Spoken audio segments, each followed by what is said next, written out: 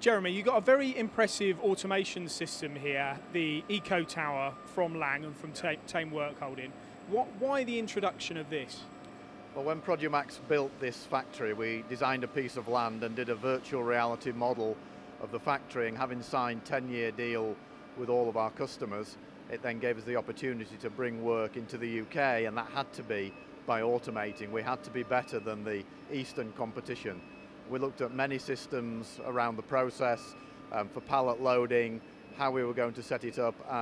After a visit to the factory in Stuttgart, we devised that the Lang system into the DMG Evo automation was the best product for Produmax.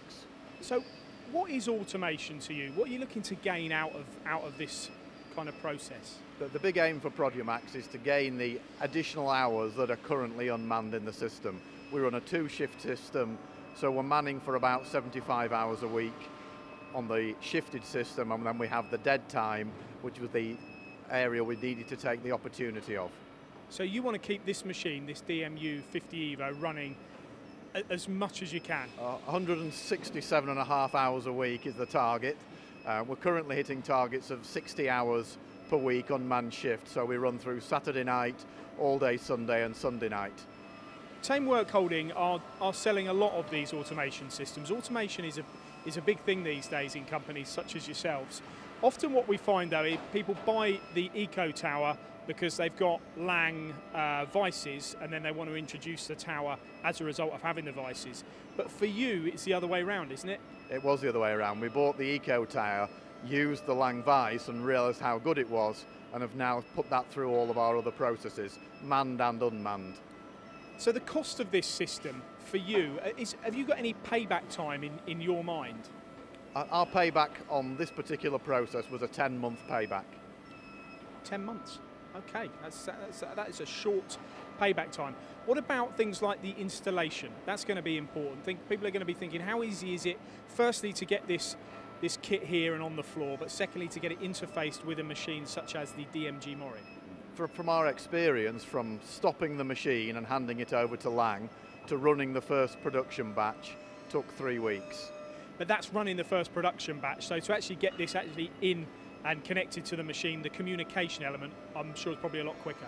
Yeah, well, within 10 days we had a system that was doing a dry run of loading and up into the machine, starting the cycle and putting it back on the pallet. Because you have to cut away the door, so and then it's an M-code function, isn't it, to drive drive the automation? Yeah, it's cut the door away, get all the machine M-codes sorted out, deal with the machine builder to make sure that everything interfaces, particularly for us with Renishaw, who are our specified probing experts, so we had to get the whole system to link together between the 3 companies. And what's normally the sign of a successful purchase is when you buy number 2. Has that happened yet? We have, yes. As of last week, we've bought another identical 60 tower, which is going into the other DMG linear evolutions. David, I want to find out a little bit more about what this system actually does. Load in the machine, correct? But how does it work? Basically, it's a gravity-fed tower that you can load up with at least 60 vices. It works on pneumatics on a coil spring, which controls the vice as it slides down the tower. And what's the communication between the machine and this? It works from an M-code, a simple M-code. It's a very basic system.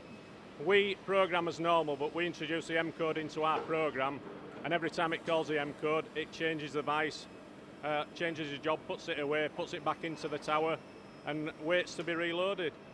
One thing that I'm looking at here is like the health and safety element. We've got this kind of robotic arm here. Yes. What's going to happen if I get close to that? Is it going to pick me up and put me in the machine? No, it just stops. It just stops. It's not very powerful. It's something we looked at when we first got it, but you can stand next to it. If it touches you, it automatically stops. So there's no danger whatsoever.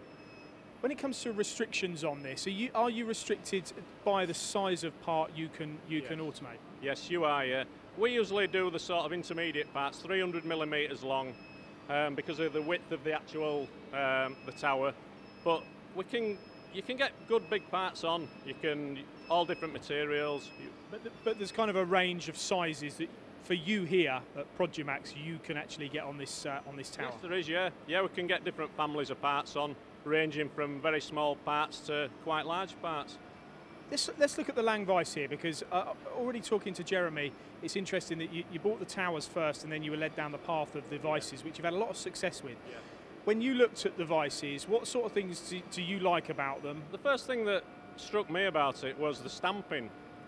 We now stamp all the billets, which allows us to put them in the Lang Vices. From a positioning point of view, you can stamp it up to a stop, so the position is perfect, but also as the vice enters the stamping, you don't have to grip the billet as tightly. So with the waveform strategies that we use on roughing out and everything, it doesn't need to be held as tightly. So for us, it's a winner. It doesn't put any stress into the billets. So when we come to the next ops, the finishing ops, there's no stress in the billet, so we get less distortion. What about the repeatability of putting the vice back into the machine, or changing vice to vice? Oh, it works out. It's within microns, absolutely cock on. But what it also allows us to do is remove the part in the vice and actually get it checked on the CMM. So we don't have to remove the part from the vice. But if we had to reload the part in the vice, the repeatability is excellent.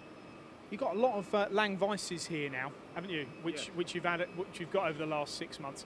They've been rolled out around the whole machine shop. Right, yeah. Yes, we're looking to roll Lang Vices out right across the whole factory because of the benefits of the stamping and gripping it lightly, and it's going to change the way we work. But the other thing is the modular system.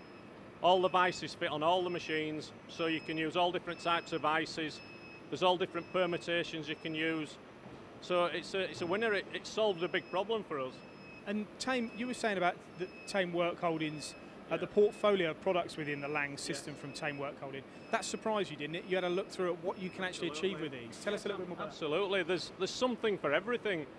Up to a certain size, there's vices, chucks, fixture plates. They've thought of everything, to be honest, even down to matrix parallels, and it's been a real bonus for us. It makes you think how on earth you got by without them. That's right, yeah, back in the old days. But the thing for us also, all the apprentices we have now see the new ideas and they're taking it on board, and everybody's working in the same way. It looks good. It looks a really good setup. Thanks, David. You're welcome, thank you.